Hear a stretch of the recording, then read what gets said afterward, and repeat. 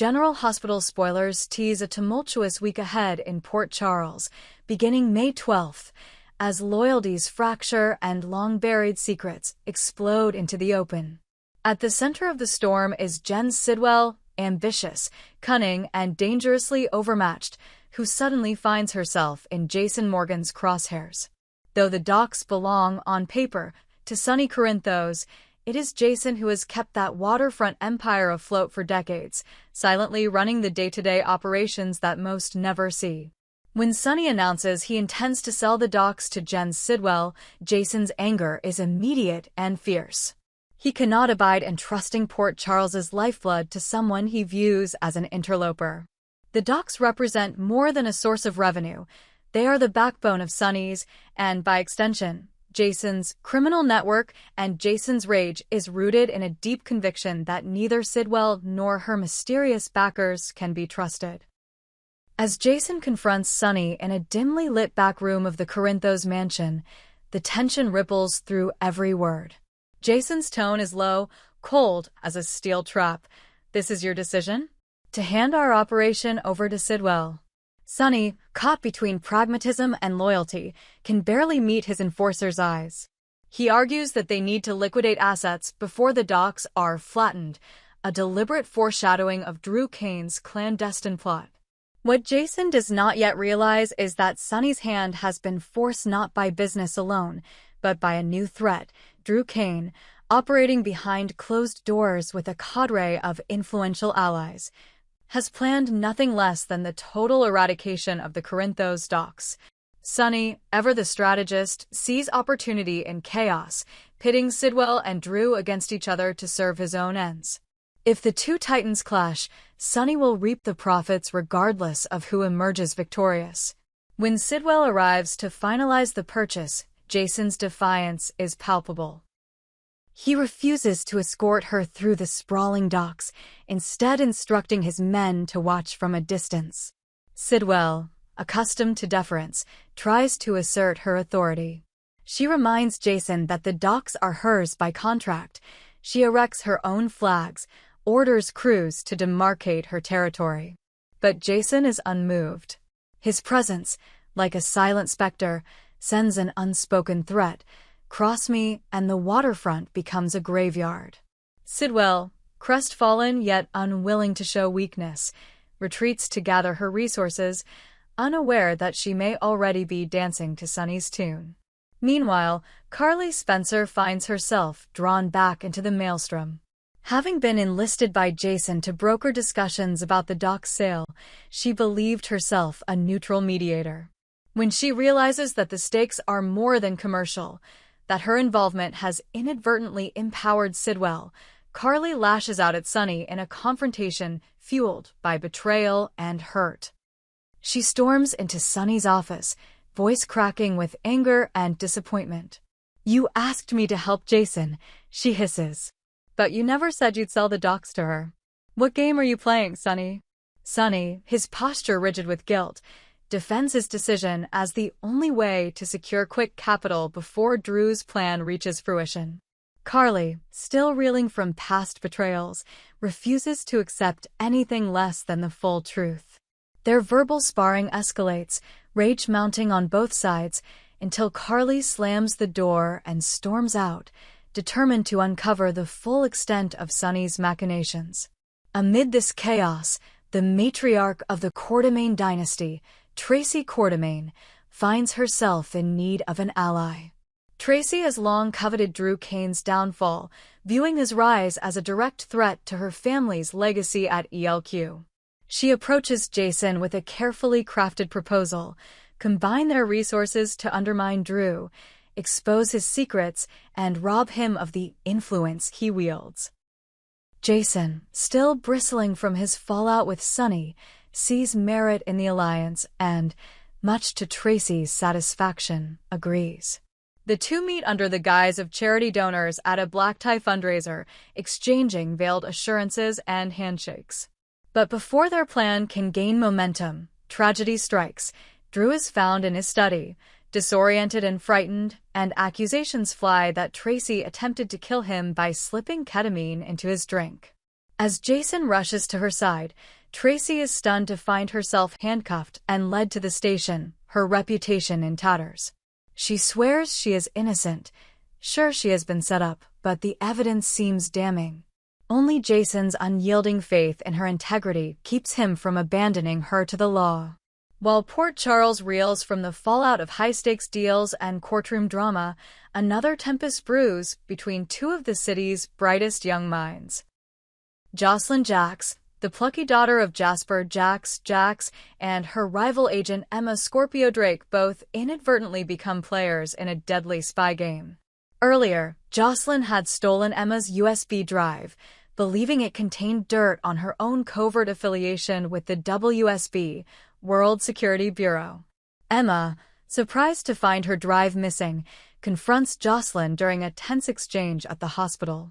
Accusations fly like gunfire. Emma demands proof. Jocelyn snarks back, confident her mission remains undercover. In that moment, Jocelyn realizes the gravity of her secret life, under orders from the WSB to monitor Professor Henry Dalton, a seemingly innocuous Harvard academic whose true crimes remain hidden.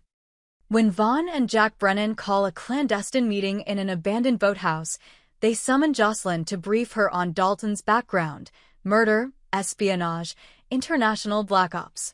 Jocelyn's heart races as she learns the truth. She is not just babysitting a professor, she is hunting a dangerous predator. The USB, it turns out, contains Dalton's travel logs, coded dispatches, and names of his handlers.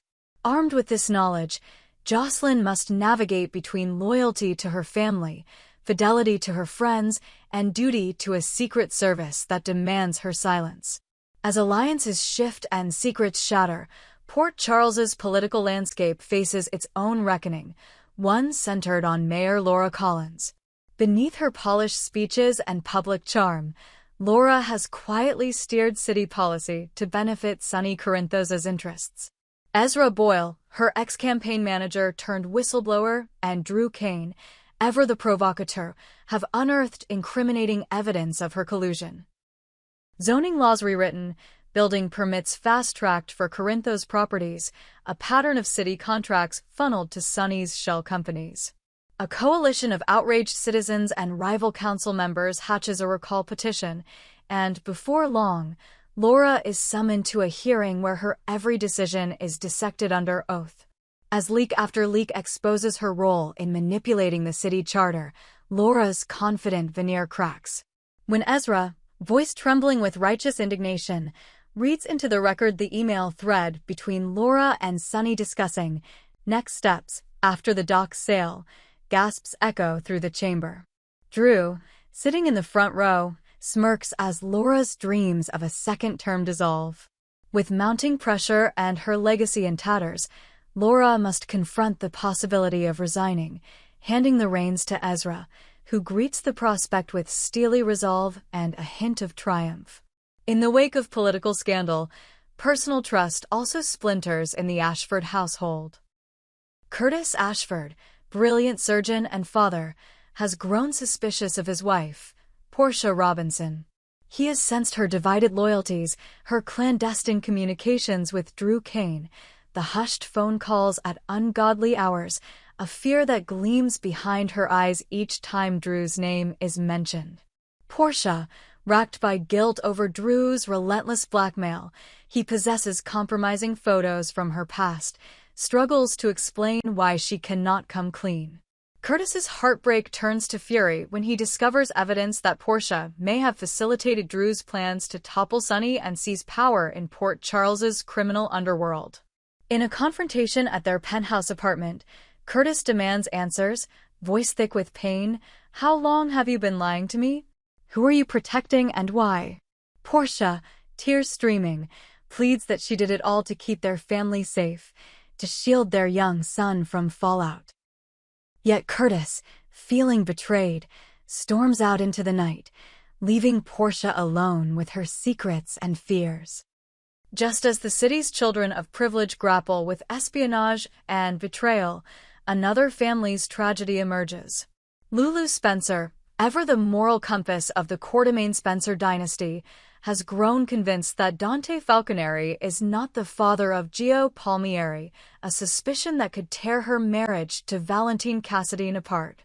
Whispers around the Corinthos mansion link Brooke Lynn Quartermain's late-night rendezvous to Joe's questionable paternity and Lulu's maternal instincts flare. Determined to uncover the truth, she enlists the help of Cody Bell, Brooke Lynn's husband, to perform a secret DNA test. In a clandestine meeting in the hospital's empty lab, Lulu watches tremulously as a vial of Brooke Lynn's blood is drawn, her heart pounding with dread. If the test confirms Brooke Lynn's son is Dante's, then Brooke Lynn's world and Valentine's will shatter, and Lulu must decide whether to reveal the truth or protect her friend from heartbreak. Each moment stretches into an eternity as Lulu and Cody prepare the samples, the fluorescent lights buzzing overhead, echoing the tension in their chests. Meanwhile, Willow Corinthos, torn between two loves and two halves of her broken heart, stumbles upon a clue that exposes Drew Kane's true nature. While sifting through travel itineraries and hotel receipts in the Corinthos guest wing, Willow finds evidence that Drew orchestrated her separation from Michael Corinthos during his time in Germany. A maneuver he claimed was to protect her from the Corinthos family's vendettas. Confronting Drew in their elegant townhouse, Willow's voice trembles as she lists the inconsistencies, the false doctor's note, the booked flights that were never for genuine medical research, the messages from Michael's caretaker wondering why Willow never arrived. Drew, desperate, falls to his knees, professing his love, insisting he only wanted to keep her safe. From Sunny, from Jason, from Michael's unpredictable world. Willow, caught between anguish and devotion, allows herself to believe his lies, convincing herself that Drew's deceptions were born of love, not cruelty. But as she embraces him, the viewer, and deep down, Willow herself suspects that the real crime is yet to come. In the midst of these betrayals, Christina Corinthos Davis finds her own breaking point. Already tormented by her mother Alexis Davis's plight, Alexis has been the target of an anonymous blackmailer demanding hush money for secrets he claims could ruin her career. Christina's usually level-headed demeanor begins to crumble. One late night, overhearing Alexis's sobs through the consultancy's open door, Christina's fury ignites. She races into the darkened alley behind Alexis's office, spotting a shadowy figure slipping into a car. Without hesitation, Christina confronts the man, demanding he confess the identity of the person who is terrorizing her mother. When he refuses, Christina's anger surges beyond reason. She pulls a heavy ornamental paperweight from her desk, hurls it with all her might, and watches in horror as it strikes him. The man staggers, clutching his head, blood blooming like a red flower. Christina stands frozen, breathless, as reality crashes down. The blackmailer, a mere pawn compared to the monster she imagined, lies dying at her feet.